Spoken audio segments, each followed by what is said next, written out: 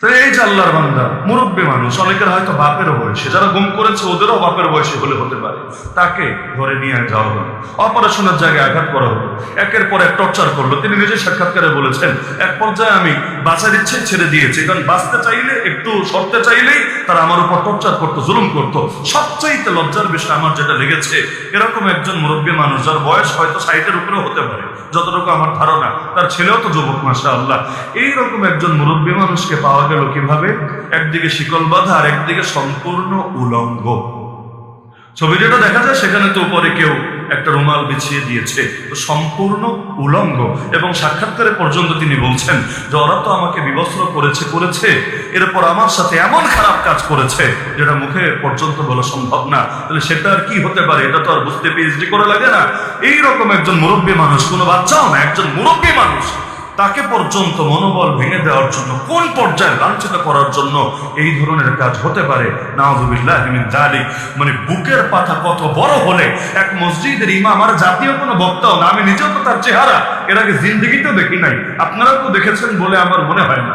এমন না যে সারা দেশে ভাইরাল কোনো পার্সন অথবা এমন কোনো ব্যক্তি যার ডাকে সবাই মনে হয় মাঠে নেমে আসবে, ইসকনের টুটি চেপে ধরবে, এমন কেউ তো না। একজন সাধারণ আলেম, তিনি পর্যন্ত মসজিদের ভেতরে, মাহফিলেও না, তিনি মাহফিল করেন কিনা তো আমি জানি না, মসজিদের ভেতরে স্বাধীনভাবে ধর্মের পক্ষে কথা বলবেন, রাফটাপের বিরুদ্ধে সচেতন করবেন, তাকে উল্টো চিঠি দিচ্ছে, তোমার অখণ্ড ভারতের পক্ষে কথা বলতে হবে, চিন্ময়, ওদের মহাপ্রভু চিন্ময়ের পক্ষে কথা বলতে হবে, এমনকি ধর্মভিত্তিক দলগুলোর বিপক্ষে, বিএনপি, এনসিপি, সবার বিপক্ষে তোমাকে কথা বলতে হবে। তার মানেটা কি? মানেই হলো ওরা পরিকল্পিতভাবে দেশের ভেতরে একটা দাঙ্গা লাগিয়ে, ইন্ডিয়া ট্রুপস ঢুকিয়ে এই দেশটাকেও রাম রাজ্য বানানোর দিবাস্বপ্ন দেখছে। এখনো তো অনলাইনে এই নজিরগুলো বিদ্যমান আছে। ওই যে এক বাস আছে শ্যামলী, ওই শ্যামলী কোম্পানির মালিকের ভিডিও পর্যন্ত দেখবেন, প্রকাশ্যে সে বলছে যে এই দেশটা রামরাজ্য হবে, রামরাজ্য হওয়ার পর তারপর সে এটাকে ভোগ করবে, এই জাতীয় কথা প্রকাশ্যে বলছে। এমনকি ওদের বড় বড় কোনো লিডার, যাদের অনেকে এখন বিভিন্ন রাজনৈতিক দলের স্টেজেও দেখা যায়, রাজনৈতিক দল মানে সাধারণ রাজনৈতিক দল না, বিভিন্ন ধর্মীয় দলের স্টেজে পর্যন্ত দেখা যায়, এই পাপি পর্যন্ত প্রকাশ্যে বলেছে, সবাই নিয়ে প্রার্থনা পর্যন্ত করেছে, এটারে অখণ্ড ভারত বানাতে চায়। এমনকি ওই খতিবকে যে চিঠি দিয়েছে সেখানেও বারবার বাংলাদেশ একবারও লেখে নাই, শব্দ লিখেছে পূর্ববঙ্গ, পশ্চিমবঙ্গ, পূর্ববঙ্গ, পূর্ববঙ্গ। তার মানে মনে মনে ঠিকই অখণ্ড ভারতের পক্ষে ওর অবস্থান নিয়েছে। তো সরকার, আর কত মায়ের কোল খালি হলে তোমাদের মাথায় সচেতনতা ফিরবে? বাস্তবতা হলো ওই হুজুরটা মসজিদের ইমাম না হয়ে খালি যদি পুরোহিত হতো, মসজিদের ইমাম না হয়ে খালি যদি মন্দিরের পুরোহিত হতো, সরকারের রিয়াকশন তো একই রকম থাকতো, তাই না? পুলিশের অবস্থান তো একই রকম থাকতো, তাই না? এমনকি টঙ্গীতে আলেম ওলামারা দলে দলে গিয়েছে জিডি করতে, পুলিশ ইসকন শব্দ লিখতে রাজি না, তাদের কথা ইসকন লিখলে সাম্প্রদায়িক দাঙ্গা বাঁধবে। অথচ কাহিনী যদি ভিন্ন রকম হতো, আর সেখানে গিয়ে বলতো হেফাজতের নাম দাও, অথবা অমুক দলের নাম দাও, অথবা তমুক দলের নাম দাও, তখন মনে হয় পুলিশ বলতো না, পুলিশ তো সবার আগে প্রেস কনফারেন্স করে বলতো, দেখ জঙ্গিদের সন্ধান পাওয়া গিয়েছে, তাড়াতাড়ি ধর, পুরো দলটারই বরবাদ করে। এমনকি বাংলাদেশ তো বাংলাদেশ, ইন্ডিয়া পর্যন্ত গরম হয়ে যেত। এই যে 13 বছরের আমাদের মুসলিম বোন রেপ হলো, ঘটনা যদি অন্যরকম হতো, যে ধর্ষক হতো, আল্লাহ না করুক, এই ধর্মের, আর ধর্ষিতা হতো ওই ধর্মের, এতদিনে অবস্থা কি হতো একবার কল্পনা করে। কিছু করে না, তারপরও এত বোঝা, এত ট্যাগ, এত অপবাদ, আর সবকিছু করার পর কিচ্ছু নাই। আমার এখন দিল বলে এই সমস্ত ধ্বজভঙ্গ সরকারগুলোর কাছে আশা করেও লাগবে। বাস্তবতা হলো মুসলমানদের ঐক্যবদ্ধ হওয়ার কোনো বিকল্প না। যেই দেশে অন্তত 14 কোটি মুসলমান আছে, ওই দেশে মুসলমান যদি ঐক্যবদ্ধ থাকে, কোনো বাপের বাটার ক্ষমতা নাই। মসজিদের ইমাম মানে হলো নেতা, সমাজের নেতা। তিনি নেতা তো মাথার মতো, মাথা কেটে ফেললে শরীরে আর কি দাম থাকে?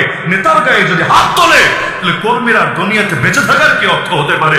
নবীকে হেফাজতের জন্য সাহাবীরা জান পর্যন্ত দিয়ে দিতেন, নিজের বুক পেতে দিতেন। আজকে নবী নাই, নবীর ওয়ারিসরা তো আছে আমাদের মাঝে, দরকার তো ছিল তাদের হেফাজতের জন্য উম্মত নিজের জানের বাজি লাগিয়ে দিবে। 2021-এ 3000 আলেমকে নিয়ে জেলে ভরে রাখা হলো। আরে যেই দেশে 14 কোটি মুসলমান থাকে, ওই দেশে অন্তত 14 লাখ, মাত্র 14 লাখও যদি রাস্তায় নেমে এটা বলতো আমাদের মাথার তাজদেরকে আমাদের কাছে ফিরিয়ে দিতে হবে, হয়তো তাদেরকে আমাদের কাছে ফিরিয়ে দিবা, না হলে আমাদেরকেও তাদের কাছে নিয়ে যাবা। আমরা মাথা ছাড়া সুখে থাকবো না, শান্তিতে থাকবো না। তোমাদের জেলে কত জায়গা আছে আমরা এবার মেপে দেখবো ইনশাআল্লাহ। হয়তো আমাদেরকেও ভিতরে নাও, না হলে তাদেরকেও ফিরিয়ে দাও। এভাবে যদি তারা আপসহীন এক দুর্বার আন্দোলন নামতো, আর সরকার তো সরকার, ওই সরকারের পেছনে যারা কলকাঠি নাড়তো ওরা বাপ ডেকে হলে আলেমদের ছাড়তে বাধ্য হতো। কিন্তু ঐক্য যতদিন না হবে, আরে কিশোর ঐক্য, ঐক্য তো দরকার ছিল দিনের জন্য ঐক্য।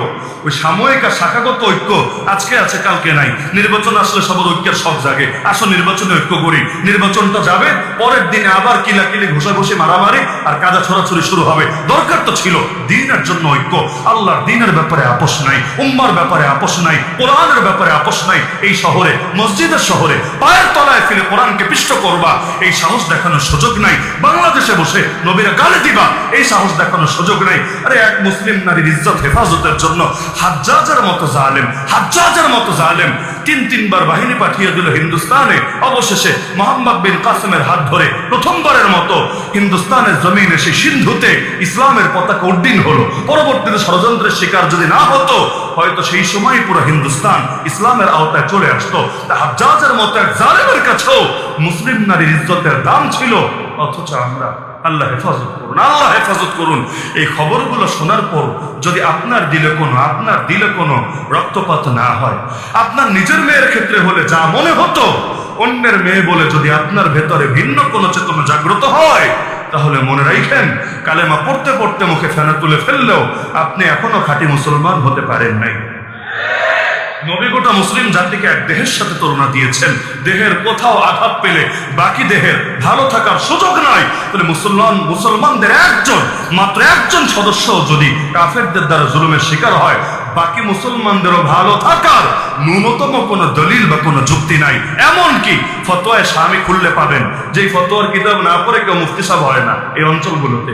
এই হানাফি মাযহাবের বিখ্যাত কিতাব ফতোয়ায় স্বামীর মধ্যে আছে ইমরাতুন সুবিয়াত বিল মাশরিক, একজন মাত্র নারী পৃথিবীর পূর্ব প্রান্তে যদি কাফেরদের হাতে বন্দী হয়, তাদের দ্বারা জুলুমের শিকার হয়, ওয়াজিবা আলা আহলিল মাগরিবি আন ইউখাল্লিসুহা, পৃথিবীর পশ্চিমে থাকা মুসলমানদের জন্য ফরজে আইন হয়ে যায় এই নারীকে কাফেরদের হাত থেকে মুক্ত করা। একজন নারীর ইজ্জতে যদি এত সেন্সিটিভ হয়, অথচ হার হামেশা এখন মুসলিম নারীদের ইজ্জত নিয়ে ছিনিমিনি খেলা হচ্ছে। ওই কাশ্মীরের আসিফাকেও তো ভুলে গিয়েছে আমরা।